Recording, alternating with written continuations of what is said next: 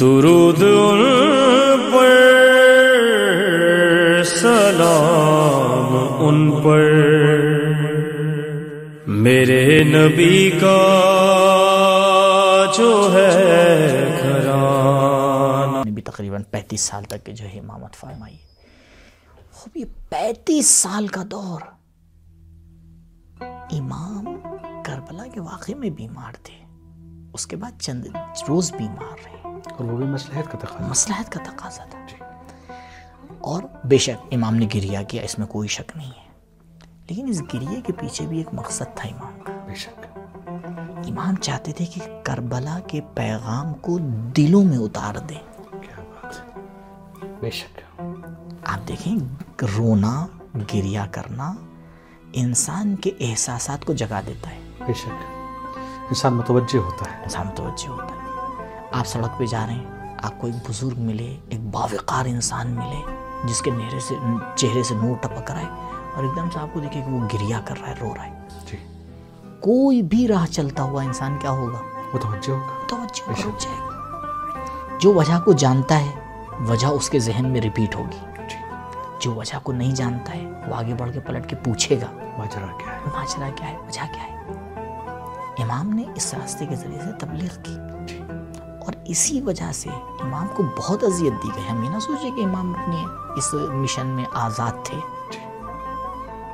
مدینے کے اوپر حملہ کیا گیا، مکے کے اوپر حملہ کیا گیا. ایک مدت تک امام مدینہ چھوڑ کے مدینے سے باہر ایک دوسرے مکان کے اوپر جا کے منتقل ہو گئے، اور کئی مہینے تک امام وہاں رہے اپنے پورے خاندان کو لے کر کے. جب مدینے کے اوپر حملہ ہوا اور حالات بڑے بگڑے اور بہت خراب ہوئے، یا دوسری حکومتوں میں بھی جو ہے وہ امام کے ساتھ کوئی بہت نیک سلوک تو نہیں ہوا.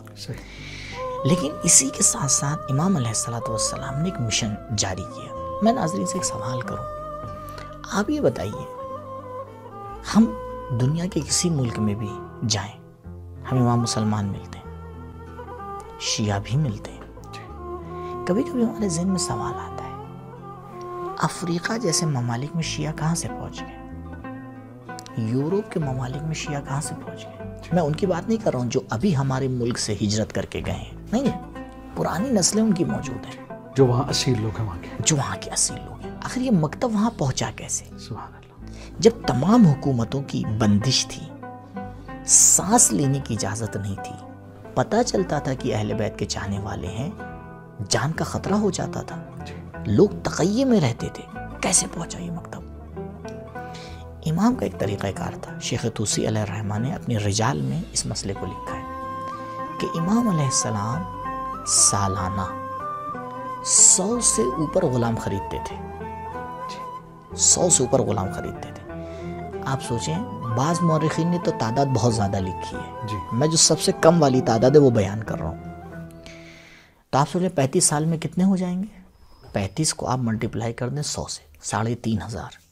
3500 تعداد کم نہیں ہوتی. امام غلام کو خریدتے تھے اور کچھ دن اس کو اپنے پاس رکھتے تھے، اور امام کا طریقہ تھا کہ اچھی تاریخوں میں، جیسے عید قربان ہے، عید فطر ہے، غدیر ہے، ایسے موقع پر امام کچھ غلاموں کو آزاد کرتے تھے.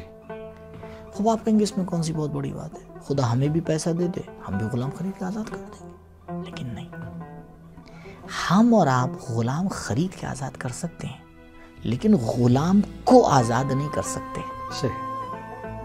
امام صرف غلام آزاد نہیں کرتے تھے، بلکہ اس کو مکتب اہل بیت سکھا کے آزاد کرتے تھے. سبحان اللہ.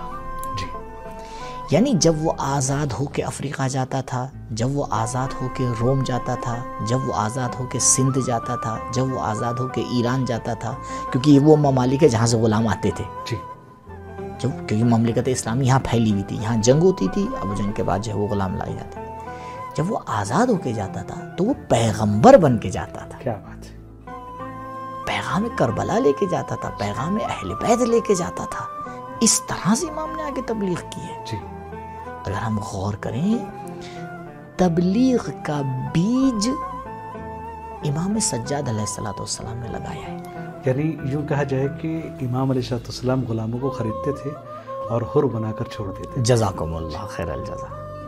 لیتے تھے، وہ غلام ہوتا تھا، لیکن جب جاتا تھا تو واقعاً حر بن کے جاتا تھا، بے شک، کیونکہ آپ کے بابا نے بھی یہی کام کیا تھا۔ حر بنا دینا اس خاندان کا کام ہے۔ جی بے شک، اگر کسی کو واقعاً حر بننا ہے، اس خاندان کی چوکھٹ پہ آ کے سجدہ کرے، اس کو سمجھ میں آ جائے گا کہ غلامی کسے کہتے ہیں اور حریت کسے کہتے ہیں۔ سبحان اللہ، بہت خوب۔ یہاں پر جو